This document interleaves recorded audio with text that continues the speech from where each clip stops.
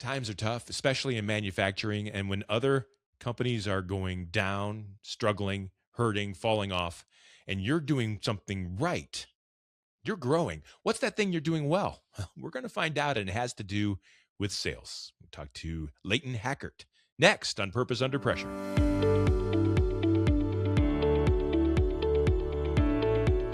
Welcome back. My name's Bryan, and this is Purpose Under Pressure. It's a podcast about developing sales and leadership success on purpose while you're under pressure. Makes sense because we all are. It's brought to you by the professional sales and leadership training team at Sandler by the Ruby Group. You'll find them in Akron and Columbus, Ohio. They're in Jacksonville, Florida. They're in Capital Region, New York. They serve customers and organizations and businesses across this great land. And they do their work on purpose so that you and your team can represent the way you want to represent. You can't just wing it. You can't just send your team out there and hope that they'll do it right and say the right things and do the right things and reach the right customers. You've got to have a plan. And when you have a plan, the pressure is going to try to knock you off. Sandler by the Ruby Group is going to help you incorporate that plan, use that plan, and build with that plan on purpose. And that's what it's all about. That's why I like them as a sponsor on our show. If you will, please connect with them online. They are at therubygroup.sandler.com. The Ruby Group, actionable strategies for today's toughest business challenges. So let's get cooking. We're talking about challenges. We're talking about purpose. We're talking about pressure. And these last few months, these last few years, these last few days, last few hours, I mean, there isn't much more pressure in the world than in the manufacturing industry, especially the global industry, logistics and forecasting and tariffs and global unrest. And my gosh, it all comes into play, I assume. And right now, I have to assume also it's got to be harder than ever. I'm glad I'm in marketing. I don't have to deal with all that stuff, but let's try to understand manufacturing a little bit better. And let's do it with Leighton Hackert. He's the Vice President of Sales at Vector Companies, and he's our guest today on Purpose Under Pressure. Leighton, welcome to the show.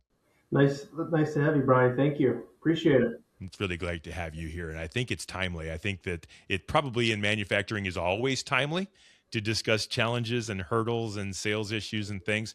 But right now, unless I'm wrong, it's just got to be nuts. And let's dive into that in a little bit. First of all, Leighton, tell me a little bit about your organization, your company, about yourself, and what you guys are all trying to do there. Yeah, of course. So we're the Vector Companies. We're a global platform comprised of 4 operating companies as of now. Um, we focus on primarily power transmission drivetrain components, so gears, shafts, sprockets, anything that goes into a gearbox for OEMs. We hit all different industries. The best way I describe who we sell to are off-highway industries. So when people just think of a gear, they think of, oh, you're just an automotive. That's all you do. It's like, no, there's gears in a lot of different things. We think of. People think of tractors, bulldozers. I tell people gear is a definition of something that changes speed or direction. So even you think of natural gas, oil, that plays a big part. Forestry industry, ag, construction. Construction is huge. Even something simple as water flow, how water gets up to commercial buildings in New York City. That involves some of our components to drive that water up. So there's a lot of different industries that go into what we do. So we have four operating companies today, and we're in growth mode. We're excited. So That's great. That's great. It's like, so anything that moves really has typically some kind of a gear in it. It's shaving it around. I mean, my bicycle has gears. My Jeep has gears. correct. I'm interested. Is your product a commodity? Because every gear is a gear in a way. I mean, maybe there's density, or I don't really understand a lot about it. Is your product a commodity that you have to compete with others on a similar playing ground, or is there a ours is better than yours kind of aspect when it comes to sales? Our industry is pretty niche. It's a pretty small group, and everyone has their own ways of doing it, or they kind of have their secret sauce. So it's not a vast industry. It's a very high complex industry to get into. So it's not something you could just pick up, get a license and do. It's involves a lot of experience, a lot of capex to start with. So at the end of the day, it is just a commodity. but there's a lot of stuff that goes into it that makes it really special. Okay. And so as you move forward, you mentioned that you're growing. You didn't mention you're growing. I inferred. You said as of now we have Yep. 4 companies, and so I anticipate that you're growing. What are the goals for Vector? Is the goals growth and trying to new markets and new opportunities? Are you trying to maintain, stay steady, stay strong? And we're going to talk about the challenges a little bit, but I'm interested in what you're trying to accomplish in the first place as an organization. Yeah, so 3 years ago, so 2023, we only started off as one company. So in the last Wow. last several years here, we've onboarded 3 companies. And that's we're in a industry right now where the next generation, no other family member wants to take over. They're either shutting their doors, or you're hearing a lot of stuff in the news of big companies that are trying to export out of the United States, move elsewhere. You hear that all in the news, and it's driving a lot of businesses to the ground, or having them shut their lights off. Hmm. So there's less of us these days. So there's with that comes with opportunity, as well as when other people do not want to continue on the legacy of what they want to do. It's an opportunity for others. So we just want to make sure that we're doing the best that we can. It's more than just being stable for us. We have a plan each year, the number we have to hit. For example, last year, as a whole, our industry was down and we were up. And none of that's driven by luck at all. It's repetitions. It's a purpose. Kind of what your show is you have to stick to your plan. And we're also looking at other companies as well. So we are definitely in growth mode here. So those challenges that are, you mentioned, driving others down. How are you overcoming some of those? What are some of those challenges? Can you be a little more specific as far as some of the pressures that your industry is under right now so that people can understand what you're kind of going through? Absolutely. So I'd say a big one right now is capex. Everyone knows they have to be automated manufacturing. They do, and everyone sees it's a big help. There's a lot of hesitation of the industry is, do I spend that money now, because a lot of the equipment in our industries is made overseas. So with that comes with tariffs is a huge play with that, for example. So do I spend X amount of money and add another 25%, 50% on tariffs, for that now, or do I wait? Do I try to, you know, analyze that or hedge that or do the best I can? So capex for a lot of people is kind of hesitant right now. Do I pull the trigger now? Demand volatility from your customers, that's a hard thing to forecast. Forecasting. Yeah. Exactly. It's huge. So Because they're under the same pressures that you're under. They're not hard. sure how much they can buy or how much they can sell, and then you don't know. It's exactly. So it's do I try to plan ahead as best I can? Absolutely. But with lead times of everything now lately, trying to shore everything domestically as well. Find partners that are a lot closer to you. It's been a struggle for a lot of people. I would say another hit here is just cybersecurity and digital risk. What I mean by that is, machines these days, it's not all just tools that you hold in your hand. It's all CNC program machines. So if any of those machines ever have any kind of disruption, your facility could be lights out, within hours. So that's always something to keep in mind as well. It sounds crazy, scary, but it can happen. It can definitely happen. Yeah, there's things out there that are going to keep you up at night if you let them, or you Yep. just take care of business 9 to 5 or 9 to 9 or whatever it might Yep. be the way you need to, so that some of those things don't cripple you. I'm interested, some of those higher level issues are meant for higher level people making those calls based on history, based on things that salespeople don't always understand. I think that's what I'm getting to, and I'm Hmm. wondering from a sales point of view, how does a salesperson juggle all the uncertainty, when they're just trying to do their job, take care of business, take care of their customers. We know what a salesperson does. But when everything is uncertain, how do they make promises? How do they make guarantees and commitments that a salesperson needs to make the buyer and the customer comfortable on the other side? Yep. So I tell people, when you onboard a new customer, a client, or you've had a client for 30 years, it is just like a marriage. You're going to have ups and downs. You're going to have struggles. Things are just going to happen that are going to be in your control or out of your control. So as I relate to a marriage, is it's kind of, you got to hold each other's hands, because each side is going to make a mistake. They're going to need some stuff sooner than what was forecasted. There's tragedies that happen, natural disasters. Mother Nature does crazy things. They could have something happen at their facility or their end customers. So it's a really holding hand kind of deal. And once you understand each other's marriage, or the way you operate, and the more people you get to talk to from each other, it really goes a long ways when you're able to do that. Yeah. And so trying to keep your current customers happy, trying to find the new customers in the same way. I at one point in my career, I told someone that, look, I don't care if they spend $500 with me or $5 million with me. Their business is just as important to me, because their business is everything to them. Absolutely. It's Absolutely. everything to them. And sometimes those folks that spend $500, that's all they got. And the Right. people that spend 5 million, they've got a budget of 5 billion, and it's a relative thing. As you're looking for new prospects, I know you mentioned it's a niche market, it's a smaller Yep. market, and so Yep. taking care of your current is extremely important. But how Yep. do you go about finding new prospects? How do you go about developing new relationships in a very small niche market?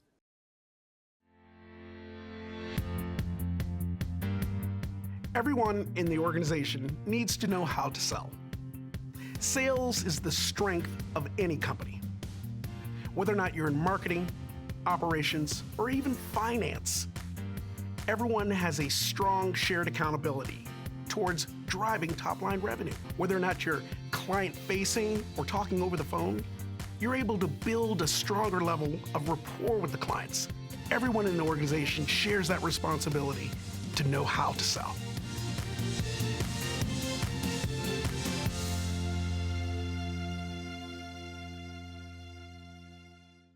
But how do you go about finding new prospects? How do you go about developing new relationships in a very small niche market? Yep. So there's before I came aboard, Brian. We used to wait for the phone to ring. There wasn't really a lot of hunting going on, no CRM program. And so when I came on board, we really put initiative of focusing on those. In the manufacturing world, for a very long time, you have dedicated outside sales reps, which is they represent four or five, six different companies, and that's how it was done back in the day. But these days, there's less manufacturers, and if you want someone dedicated to your company, you have to do the best you can to hire internally, so they just focus on your products. And I have nothing against outside sales reps. We have great ones. We have others as well that just didn't work out, which is fine. But it's once you get people that are dedicated, you get more business development of looking at industries. And so we've seen demands from current customer base and ones we are exploring that they kind of tailor us to where we want to go, or demands that they would like us to see. And so we kind of follow what the markets are doing as well. There's a whole mix of things that go on to be successful, and we're just kind of getting started here. Yeah. And so you just brought up the idea of the in-house salesperson, the direct salesperson that you have. Is it more important in manufacturing, in your opinion, to have a salesperson that understands the company and the product really well? Or is it more important to have a salesperson that does his behaviors very well, makes the dials, makes the calls, talks to a lot of people, and tries to get things going. There's two different types of salespeople. It's hard to Correct. find a unicorn. Correct. So which Correct. of those works best in It's your industry? I would 1,000% agree that it's behaviors, it's Really? repetition. For us, when you already have a niche, and a lot of people can't do it. You can't make a Cadillac version any better as it is. So you need people that are dedicated just to the behaviors. I believe any sales rep or any person in any company can learn your products, learn what you do over time. That takes time, but if you can't teach people to do the behaviors and everything that comes with that. So that's definitely 1,000% more important to me. Absolutely. I love that answer. I didn't expect it, actually. And I think, I love the fact that Sandler teaches that behavior, the action, trumps belief. That belief comes when Exactly. you do the work. Yes. And I'll tell you, Leighton, it's kind of a running joke with me and the Sandler guys. I was the first one to raise my hand and say, that's not true. That's not true. I got to believe it's going to work before I do it. And they're like, hey, you try it once. And it's the truth. When you do it and it works, seeing is Yes. believing. Yes. And And that's critical. nothing is better when you see, your other colleagues that you're helping with, or just other people in company, put in the work, and then they see the light at the end of the tunnel. That's probably the best part to see as well. I love that. What's the future look like for Vector and the things that you're trying to do? What are the hurdles that you see coming? We've already talked about what's here, and maybe Yep. it's more of the same, but is there something that's also coming in the manufacturing industry or even in your specific niche of that world that's coming up that you're really going to have to ramp up on purpose to kind of get over? Well, if you've seen this in the news. We have good friends or colleagues that own other businesses, but kind of a rule of thumb for manufacturing is never have a customer over 20%. Yeah. I say no more than 10. For example, I love John Deere. I'm going to use them, but we had a company we knew that was solely dedicated to them. 90%. And Only. they picked up, moved out of the States, and they were done. They put all their eggs in one basket. And so that's a thing to really focus on, as I think forever is focus on that, is watch, kind of watch those lights there.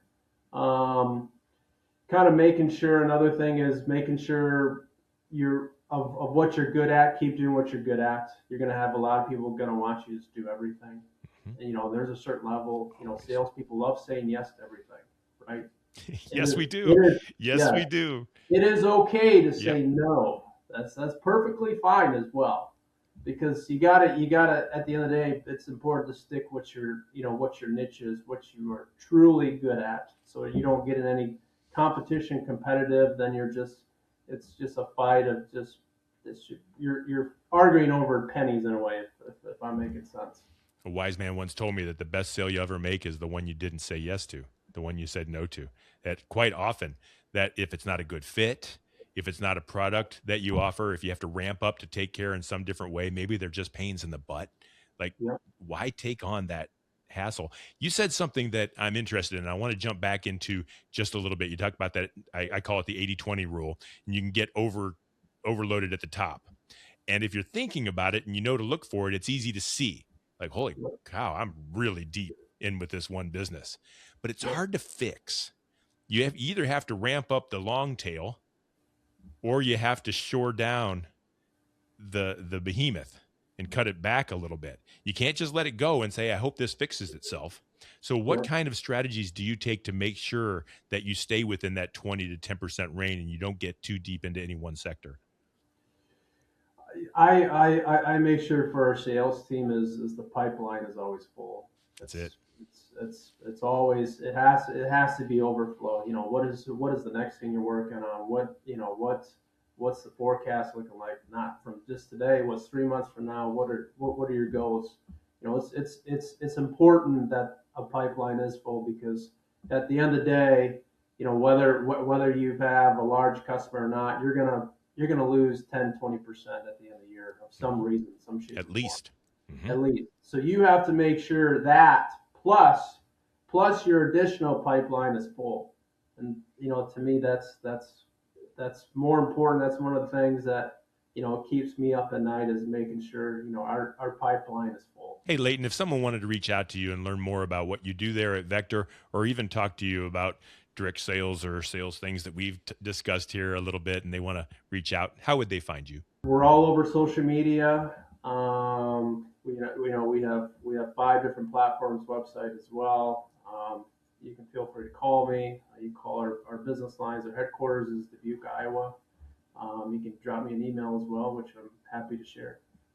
Tremendous. I really appreciate your sharing with us. I know it's not easy out there. That's what this show is all about. It's finding the places that are causing pain, causing some pressure, and yet companies like yours that are operating on purpose are succeeding. And I think that has a lot to do with your success and, of course, you and your great sales team. But thank you very much for sharing with others, and we appreciate your being a guest on Purpose Under Pressure. Thank you, Bryan. Appreciate it. That's Leighton Hackert. He's Vice President of Sales at Vector Companies, and we're so glad that he shared his story today on Purpose Under Pressure. Folks, thank you for being here. It's so nice to know that you're out there. It's nice to know you're listening or you're watching. We do this every week, multiple times a week. In case you've missed a few, don't do that. Just subscribe. That's easy. Click that button. You won't miss another show, and maybe tell a friend too, so they can be on purpose. You'll find all past episodes of Purpose Under Pressure at bryanmediastrategies.com/podcast and wherever you stream your favorite shows. It's brought to you by the Ruby Group, actionable strategies for today's toughest business challenges. Until next time, no matter how high the pressure gets, stay on purpose.